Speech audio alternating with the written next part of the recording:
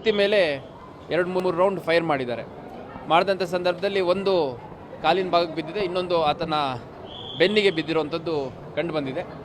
ಇಮಿಡಿಯೇಟಾಗಿ ಅವನು ಅಲ್ಲಿ ಕುಸಿದು ಬಿದ್ದ ತಕ್ಷಣ ಅವನ್ನ ಜೀವ ಉಳಿಸಲಿಕ್ಕೆ KMC ಆಸ್ಪತ್ರೆಗೆ ಶಿಫ್ಟ್ ಮಾಡಿದಂಥ ಸಂದರ್ಭದಲ್ಲಿ ಅಲ್ಲಿ ಆ ವ್ಯಕ್ತಿ ಯಾರು ಆರೋಪಿ ಇದ್ದ ರಿತೇಶ್ ಕುಮಾರ್ ಅನ್ನೋಂಥದ್ದು ಡೆತ್ ಆಗಿದೆ ಅಂತಂದು KMC ವೈದ್ಯರು ಹೇಳಿದ್ದಾರೆ. ಈ ಒಂದು ಘಟನೆಯಲ್ಲಿ PSI ಅನ್ನಪೂರ್ಣ, ಅದೇ ರೀತಿ ನಮ್ಮ ಇಬ್ಬರು ಸಿಬ್ಬಂದಿಗಳು ಯಶವಂತ್ ಮತ್ತು ವೀರೇಶ್ ಅನ್ನುವಂಥ ಇಬ್ಬರು ಸಿಬ್ಬಂದಿಗಳಿಗೂ ಕೂಡ ಪೆಟ್ಟುಗಳಾಗಿದೆ. ಬಟ್ ಅವರು ಔಟ್ ಆಫ್ ಡೇಂಜರ್ ಇದ್ದಾರೆ. ಈಗಾಗಲೇ ಬೆಳಗ್ಗೆ ಒಂದು ಕೊಲೆ ಪ್ರಕರಣವನ್ನು ಮಗು ಏನು 5 ವರ್ಷದ್ದು ತೀರ್ಕೊಂಡಿತ್ತು, ಆ ಕೊಲೆ ಪ್ರಕರಣವನ್ನು ಕೂಡ ತೊಗೊಂಡಿದ್ದೀವಿ. ಎರಡೂ ಪ್ರಕರಣಗಳು ಅಂದರೆ ಬೆಳಗಿನ ಕೊಲೆ ಪ್ರಕರಣ ಮತ್ತು ಇವತ್ತು ಸಂಜೆ ಸುಮಾರು 6:30 ಸಮಯದಲ್ಲಿ ನಡೆದಂತಹ ಪೊಲೀಸರ ಮೇಲಿನ ಹಲ್ಲೆ ಮತ್ತು ಕೊಲೆ ಪ್ರಯತ್ನದ ಪ್ರಕರಣ ಕೂಡ ದಾಖಲು ಮಾಡಿಕೊಂಡು ನಾವು ಮುಂದಿನ ಅಗತ್ಯ ತನಿಖಾ ಕ್ರಮವನ್ನು ಕೈಗೊಳ್ಳಲಾಗುತ್ತೆ.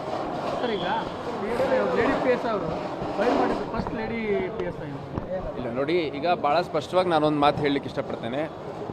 ಈಗ ಯಾವುದೇ ಒಬ್ಬ ಆರೋಪಿಯನ್ನು ನಾವು ತಕ್ಷಣಕ್ಕೆ ಹಿಡಿದಂಥ ಸಂದರ್ಭದಲ್ಲಿ ಅವರೆಲ್ಲೋ ಒಂದು ಕಡೆ ತಪ್ಪಿಸ್ಕೊಂಡು ಓಡೋಗ್ಬೋದು ಅನ್ನೋಂಥ ಒಂದು ಅವ್ರ ಮನಸ್ಥಿತಿ ಇರುತ್ತೆ. ಆ ಸಂದರ್ಭದಲ್ಲಿ ಈ ವ್ಯಕ್ತಿ ಏನಿದ್ದಾನೆ 4ರಿಂದ 5 ವರ್ಷ ವಯಸ್ಸಿನ ಚಿಕ್ಕ ಮಗುವನ್ನು ಅಪಹರಣ ಮಾಡಿಕೊಂಡು ಅಂದರೆ ಎತ್ಕೊಂಡು ಆ ಮಗುಗೆ ಕೊಲೆ ಮಾಡುವಂಥ ಭಾಳ ಗಂಭೀರ ಪ್ರಕರಣದ ಆರೋಪಿ. ಹಾಗಾಗಿ ಇಂಥ ಗಂಭೀರ ಪ್ರಕರಣದ ಆರೋಪಿಯನ್ನು ಅಷ್ಟು ಸುಲಭವಾಗಿ ತಪ್ಪಿಸ್ಕೊಂಡು ಹೋಗ್ಲಿಕ್ಕೆ ಬಿಡಲಿಕ್ಕೂ ಸಾಧ್ಯ ಆಗಲ್ಲ. ಒಂದು. ಎರಡನೇದು, ಅವನು ನಾನು ಸ್ಥಳದ್ದು ಫೋಟೋಗ್ರಾಫ್ಸ್ ಎಲ್ಲ ಕೆಲವು ತರಿಸ್ಕೊಂಡೆ. ನಾನು ಸ್ಥಳಕ್ಕೆ ವಿಸಿಟ್ ಮಾಡೋಕ್ಕಾಗಿಲ್ಲ. ಅಲ್ಲಿ ಪೊಲೀಸ್ ವಾಹನದ ಮೇಲೆ ಕಲ್ಲನ್ನು ಎಸೆಯುವಂಥದ್ದು, ಅಲ್ಲಿರುವಂಥ ಅಧಿಕಾರಿ ಸಿಬ್ಬಂದಿಗಳ ಮೇಲೆ ಕಲ್ಲೆಸೆದು ಓಡೋಗುವಂಥದ್ದು, ಈ ಥರ ಮಾಡಿದಂಥ ಸಂದರ್ಭದಲ್ಲಿ ಇಂಥ ಗಂಭೀರ ಪ್ರಕರಣದ ಆರೋಪಿಯನ್ನು ಅರೆಸ್ಟ್ ಮಾಡುವಂಥದ್ದು ಒಂದು ಕಡೆ ಆದರೆ, ತಮ್ಮ ಆತ್ಮರಕ್ಷಣೆ ಮಾಡ್ಕೊಳ್ಳುವಂಥದ್ದು ನಮ್ಮ ಅಧಿಕಾರಿಗಳ ಒಂದು ಕರ್ತವ್ಯ ಆಗುತ್ತೆ. ಹಾಗಾಗಿ ಸ್ಥಳದಲ್ಲಿ PSI ಅವರು ಆ ಆರೋಪಿಯನ್ನು ವಶಪಡಿಸ್ಕೊಳ್ಳಿಕ್ಕೆ ಒಂದು ಮಿನಿಮಮ್ ಯೂಸ್ ಆಫ್ ಫೋರ್ಸ್ ಮಾಡಿದ್ದಾರೆ. ಆ ಸಂದರ್ಭದಲ್ಲಿ ಅವನಿಗೆ ಗುಂಡು ತಗಲಿದ್ದೌದು. ಹಾಗೂ ಇನ್ನೊಂದು, ಅದು 2 ಕಡೆ ಓಡೋಗ್ಲಿಕ್ಕೆ ಅವಕಾಶ ಇತ್ತಂತೆ. ಇನ್ನೊಂದು ಕಡೆಯಿಂದ ನಮ್ಮ ಅಶೋಕ್ ನಗರ ಇನ್ಸ್ಪೆಕ್ಟ್ರು ಕಿರಣ್ ಕುಮಾರ್ ಅವರು ಕೂಡ ಏರ್ ಫೈರ್ ಮಾಡಿದ್ದಾರೆ ಮತ್ತು ಅವನ್ನ ವಶಪಡಿಸ್ಕೊಳ್ಳಿಕ್ಕೆ ಅವರು ಕೂಡ ಪ್ರಯತ್ನ ಮಾಡಿದ್ದಾರೆ.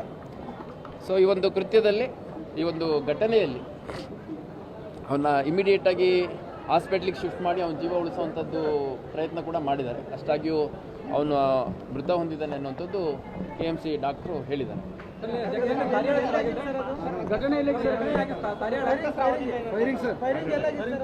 ತಾರಿಯಾಳ ಅಂಡರ್ಪಾಸ್ ಹತ್ರ, ನಮ್ಮ ಹುಬ್ಬಳ್ಳಿ ಹೊರವಲಯದ ಹೈವೇ ಹತ್ರ, ಅದು ಸ್ವಲ್ಪ ಔಟ್ಸ್ಕರ್ಟ್ಸ್ ಏರಿಯಾ ಇದೆ, ತಮಗೆಲ್ಲ ಗೊತ್ತಿದೆ.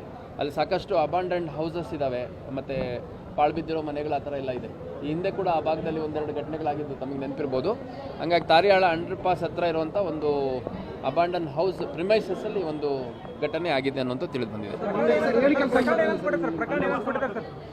ಬೆಳಗಿನ ಪ್ರಕರಣ ಏನಿದೆ, ಬೆಳಗ್ಗೆ ನಡೆದಂತಹ ಮಗುವಿನ ಸಾವಿನ ಪ್ರಕರಣ ಒಂದು ಕೊಲೆ ಪ್ರಕರಣ ಅಂತ ಕೊಟ್ಟಿದ್ದಾರೆ. ಅದ್ರ ಜೊತೆಗೆ ಮಗುಗೆ ಆ ಮಗುವನ್ನು ಎತ್ಕೊಳ್ಳುವಂಥ ಸಂದರ್ಭದಲ್ಲಿ ಮುದ್ದುಡುವಂಥದ್ದೆಲ್ಲ ಮಾಡಿದ್ದಾನೆ ಅನ್ನೋಂಥದ್ದು CCTVಲಿ ನಾವು ನೋಡಿದ್ದೀರಿ ಅಂತ ಅದನ್ನು ಕೂಡ ಅಳವಡಿಸ್ಕೊಂಡು, ಸೊ ಒಂದು ಕೊಲೆ ಪ್ರಕರಣ ಮತ್ತು ಆ ಮಗುವಿನ ಜೊತೆ ಅನುಚಿತವಾಗಿ ನಡ್ಕೊಂಡಿರೋದ್ರ ಹಿನ್ನೆಲೆಯಲ್ಲಿ ಪೋಕ್ಸೋ ಪ್ರಕರಣವನ್ನು ಕೂಡ ಅಳವಡಿಸ್ಕೊಂಡು ಬೆಳಗ್ಗೆ ಪ್ರಕರಣ ದಾಖಲು ಮಾಡ್ಕೊಂಡಿದ್ರು. ಇವತ್ತು ಸಂಜೆ ನಡೆದಂಥ ಘಟನೆ ರಿಲೇಟೆಡ್ ಪೊಲೀಸರ ಮೇಲೆ ಹಲ್ಲೆ ಮತ್ತು ಕೊಲೆ ಪ್ರಯತ್ನದ ಪ್ರಕರಣವನ್ನು ದಾಖಲು ಮಾಡ್ಕೊಂಡಿದ್ರು.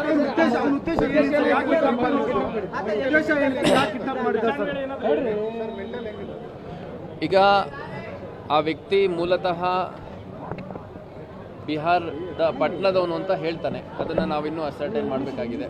ಅದ್ರ ಜೊತೆಗೆ ದಯವಿಟ್ಟು ಕೇಳಿ, ಅವನ್ನ ಇಂಟ್ರಾಗೇಷನ್ ಮಾಡಿದಂಥ ಸಂದರ್ಭದಲ್ಲಿ ಅವನು ಬಹಳ ಕಡಿಮೆ ಡೀಟೇಲ್ಸನ್ನು ರಿವೀಲ್ ಮಾಡಿದ್ದಾನೆ. ಅಂದರೆ ಎಷ್ಟು ಅವನಿಗೆ ಸೈಂಟಿಫಿಕಲಿ ಇಂಟ್ರಾಗೇಟ್ ಮಾಡಿದರೂ ಕೂಡ ಯಾವುದು ಹೆಚ್ಚು ಮಾಹಿತಿಯನ್ನು ಅವನು ಶೇರ್ ಮಾಡಿಲ್ಲ. ಅದ್ರ ಮೇರೆಗೆ ಅವನು ಎಲ್ಲಿದ್ದ ಅನ್ನುವಂಥದ್ದು ಕೇಳಿದಾಗ ಈಗ ತಾರಿಯಾಳ್ ಕ್ರಾಸ್ ಅಂಡರ್ಪಾಸ್ ಹತ್ರ ಇದ್ದೆ ಅಂತಂದು ಹೇಳಿದ್ದಾನೆ. ಅಲ್ಲಿ ಹೋದಂಥ ಸಂದರ್ಭದಲ್ಲಿ ಈ ಘಟನೆ ಆಗಿದೆ.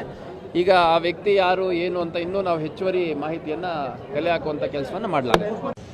ಹೆಚ್ಚಿನ ವಿಡಿಯೋಗಳಿಗೆ ಪ್ರತಿಧ್ವನಿ ಯೂಟ್ಯೂಬ್ ಚಾನೆಲ್ ಸಬ್ಸ್ಕ್ರೈಬ್ ಮಾಡಿ, ಬೆಲ್ ಐಕಾನ್ ಕ್ಲಿಕ್ ಮಾಡಿ.